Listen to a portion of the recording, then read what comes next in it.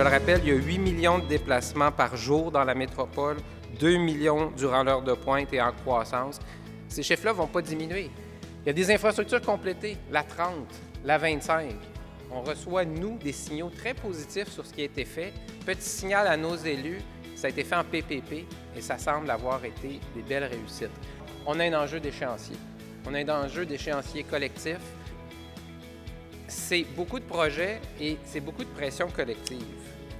La métropole ne peut pas avancer, ne peut pas se développer si nos échéanciers, nos projets, nos budgets ne sont pas mieux planifiés, mieux réalisés. Actuellement, une chose est claire, les sources existantes de financement ne sont pas suffisantes.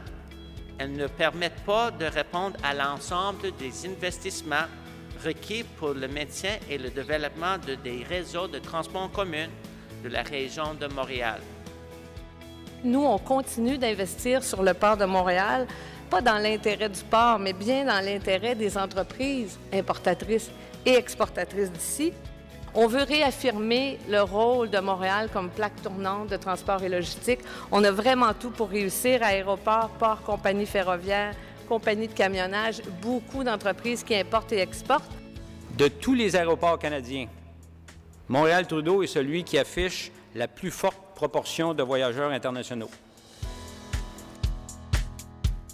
Le CN fait partie de vos solutions, mais surtout fait partie de la communauté montréalaise. Mais on transporte l'aluminium, le bois d'œuvre, papier journal, les minerais, des conteneurs, du blé, des automobiles et maintenant du pétrole brut qui vient de l'ouest canadien qui s'en va à Saint-Romuald, à Québec. L'amélioration de la fluidité de la circulation est essentielle pour la vitalité économique de Montréal. Nous voulons des choix qui respectent la capacité de payer de l'ensemble des Québécois.